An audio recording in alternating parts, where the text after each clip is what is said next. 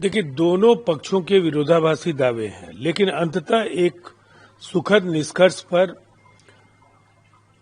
अगर हम बढ़ते हुए पूरी दुनिया को देख रहे हैं तो ये स्वागत योग्य है। युद्ध विराम न केवल ईरान, इजरायल और अमेरिका के बीच एक अवसर है व्यवस्थित तरीके से आगे एक नई दिशा में सोचने का, बल्कि पूरी वैश्विक व्यवस्था आज जिस कदर चरमरा रही है, एक राहत भरी खबर है। लेकिन हमें अभी भी आशावादी तो जरूर होना चाहिए, लेकिन फूंक फूंक कर सभी पक्षों को कदम उठाना चाहिए।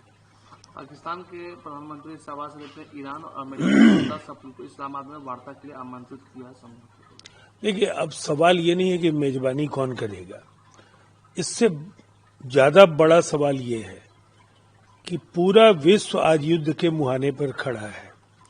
प्रत्यक्ष या अप्रत्यक्ष तौर पर आज वैश्विक अर्थव्यवस्था के लिए जो इस क्षेत्र के संकट ने चुनौतियां उपस्थित की हैं, हम ये कह सकते हैं कि अब एक तार्किक परिणति पर इस पूरे संघर्ष को पहुंचना चाहिए और युद्ध विराम तो एक पड़ाव हो सकता है। विश्व शांति के लिए ये आवश्यक है कि ये कहीं न कहीं जो युद्ध विराम की पेशकश है, ये पूर्णतः युद्ध को खत्म करने की दिशा में आगे बढ़े।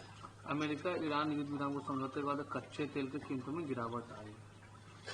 देखिए, ये सुखद संकेत है और अर्थव्यवस्था के लिए जो बड़ी चुनौतियां हैं, पूरे विश्व का जो जीडीपी का ग्रोथ रेट है उसमें बड़े गिरावट की आशंकाएं हैं। महंगाई दर भी औसतन पूरे विश्व में काफी तेजी से बढ़ रही है और बहुत लंबे समय तक इस विभीषिका की आंच को पूरा विश्व झेलेगा।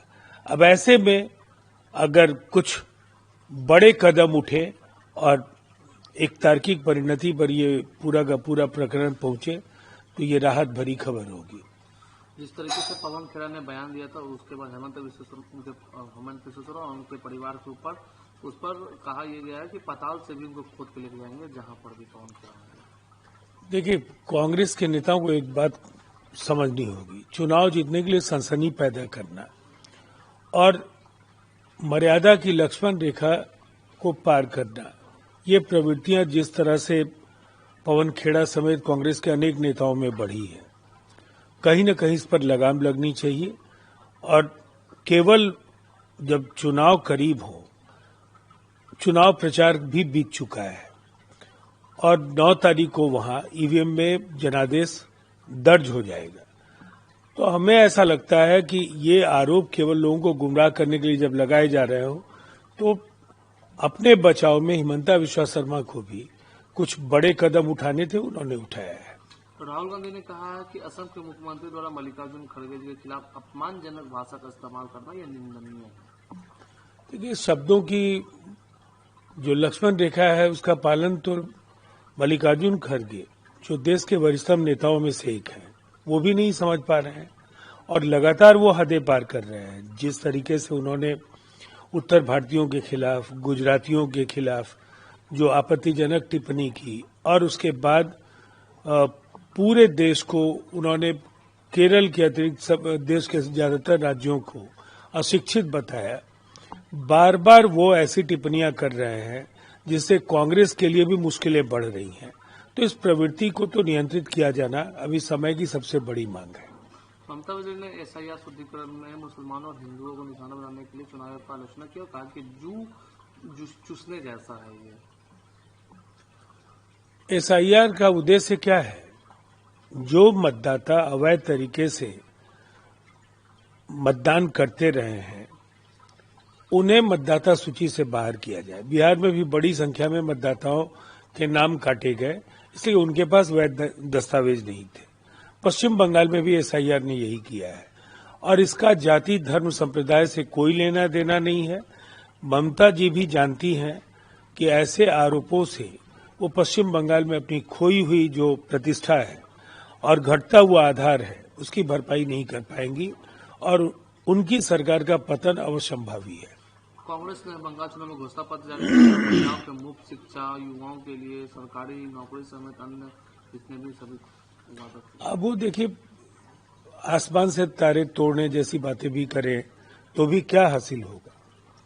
वहां स्पष्ट तौर पर टीएमसी और भारतीय जनता पार्टी के बीच ये लड़ाई है, और दरअसल कांग्रेस इंडिया ब्लॉक में टीएमसी के साथ काम करती है, लेकिन एक दूसरे के खिलाफ चुनाव लड़ करके तो वो टीएमसी को कमजोर कर रहे हैं। इसलिए कांग्रेस की जो भूमिका है वो मतदाता भी समझ रहे हैं। कांग्रेस को कोई घास नहीं डालने जा रहा है और उनकी बुरी तरह से उनका सफाया भी बिल्कुल तय है। नीतीश जी अब राज्यसभा जा रहे हैं 10 तारीख को, परसों वहाँ पर। देखिए, निसंदेह ये तो उन्होंने कहा ही था कि उनकी इच्छा है वो चौथे सदन में भी राज्य की जनता का प्रतिनिधित्व करें, और हमें पूरा यकीन है कि राज्यसभा की भी उनकी पारी यादगार होगी।